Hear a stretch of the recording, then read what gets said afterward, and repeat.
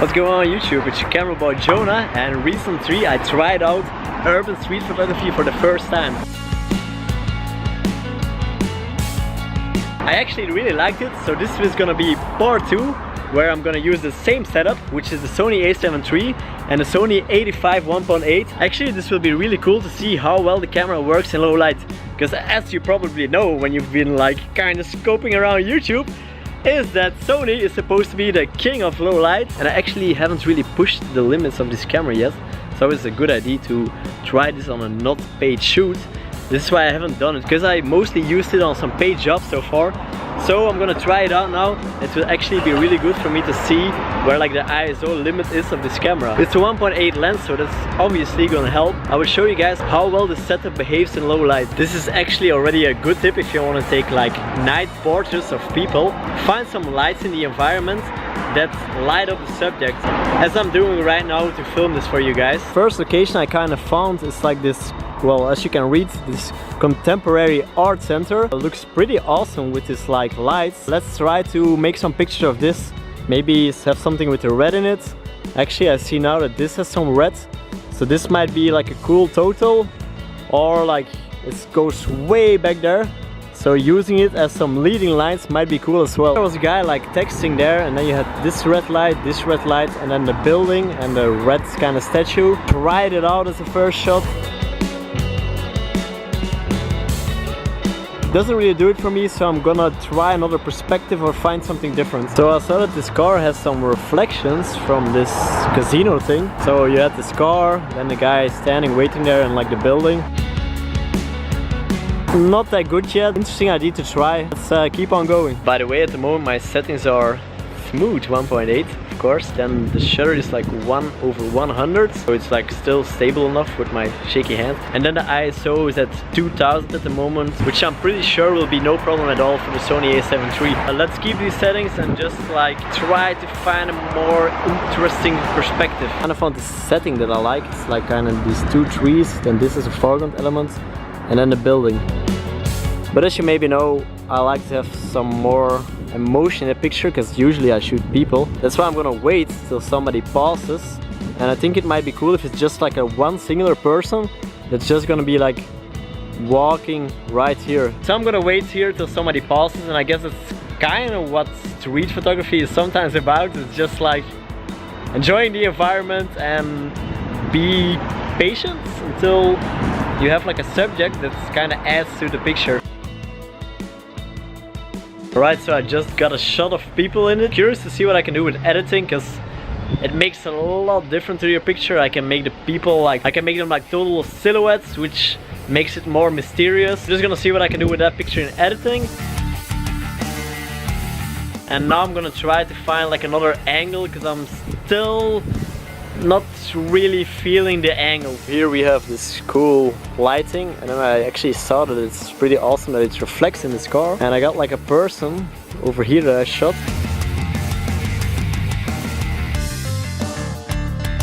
I think this might work. I still need to play around with it a little bit, and I actually need to put my shutter a little bit faster. It's like 1/100. Kind of didn't really freeze the people who are for some reason all walking very fast here. So I'm gonna bump that up like a little bit, and then try to find some cooler composition. While I'm waiting for somebody to pause here again, well, because it's 2 in the night, I saw this mirror here, and I thought like, let's try to capture cars passing by in the mirror while having like this leading line and a cool background. Cool idea, but like the cars are not really visible, so yeah.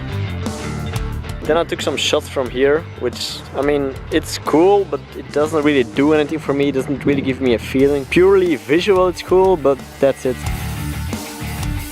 So we're gonna wait for a person and keep trying that. Still waiting, guys. So far one person passed, and I could quickly take some shots, but I don't know why, just not really feeling the framing. But that's the thing, like you can only maybe like take 2 or 3 pictures, and then the person's out of the frame, and you need to wait for another one. So that's what I'm gonna do. And I also think that in general, maybe if the car was like closer, then it would be cooler, because I could more follow this leading line and have the car like frame it. But now it's kind of like over the car, and I don't know.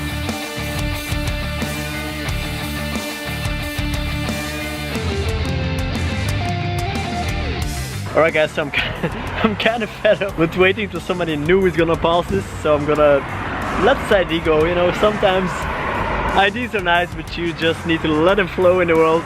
And I'm gonna give myself an assignment. Like, this is actually a really nice frame. Like, you have this orange here, reflecting here with this. Don't buy, but I'm gonna give myself an assignment. I'm gonna show you now. So you have written here that it's the Contemporary Art Center. I'm gonna try to make a picture of this, try to make it as interesting as possible. First thing I'm gonna try is like do something with this as like a foreground element and like some of the reflections. To be honest, I think it would probably be better with like a 35. That's as well, I guess, part of the challenge, that I'm doing everything with the 85. So yeah, I might have to walk around a lot again to find some cool framings. Yeah, let's try it out. So far I tried to take some with this as a reflection. Probably better with a wider lens, because, you know, actually this looks pretty cool now with this lens, but with the super tight lens. So I tried to like only have the words art in it, but very difficult.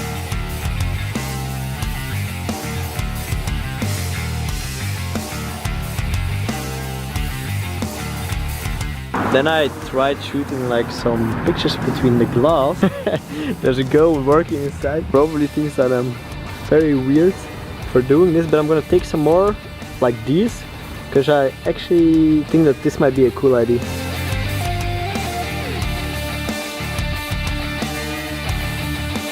I tried out taking some from a distance, and it would probably be really cool if the cars were like super blurry, like just light streaks of the cars, but I can't shoot that low of a shutter speed since I don't have a tripod with me. Yeah, that's bad, because otherwise it's nice to hear frames and then some light streaks would be pretty cool, but not an option at the moment.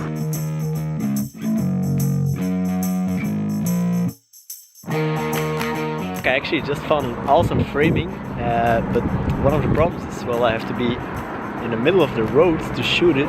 I can do it when it's like a red light and the cars just stop, but otherwise they're like passing by pretty quickly. But the frame is nothing without like a person in it, and there was like the perfect kind of like couple to shoot it. A guy and his girlfriend and a dog. They were buying some coffee here, and then I hoped that they were gonna pass here, and then they would like nicely be here walking with their dog, and it would have been an awesome silhouette, but they decided to go that way. It's kinda interesting and new for me, because when you shoot with a model you just tell them what to do. It's pretty chill. Now I have to like wait for people to kind of do what I want, which is really annoying, but at the same time kind of relaxing. I don't know, it's interesting, it's cool, it's vibey.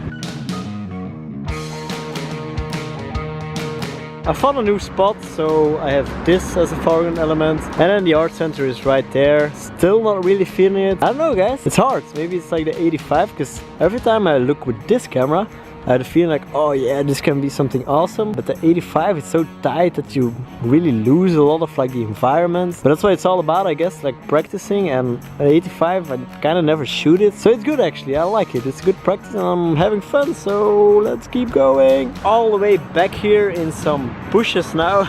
Again, like this, it looks kind of cool, but with the 85 it blurs it all out. I like the lines of these things, but I don't like the green. If it would have been like more like tight, like white, black or white also, then I would have liked it, because it was like such a monotone. So maybe I can do something with it in editing.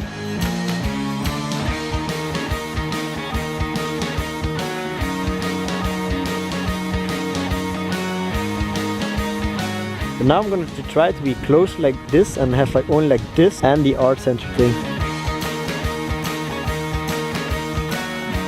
Okay guys, so I kind of wanted to quit, and then I saw like this super chill cute couple, and they were like making out in front of the art center, and then like cutely walking away. So I was like, fuck it, I'm just gonna snap some pictures. Don't know if it makes me a creep, but I like the pictures. I guess this is what I was looking for the entire time I was here, like something that gave me some kind of emotion to work with. And yeah, I found it, because it was like such a nice moment. They were like so happy together, just kind of like chilling in front of the building, giving a cheeky little kiss. And I just quickly tried to snap it, and I tried to get like the art center just in the picture and them like at the bottom of it.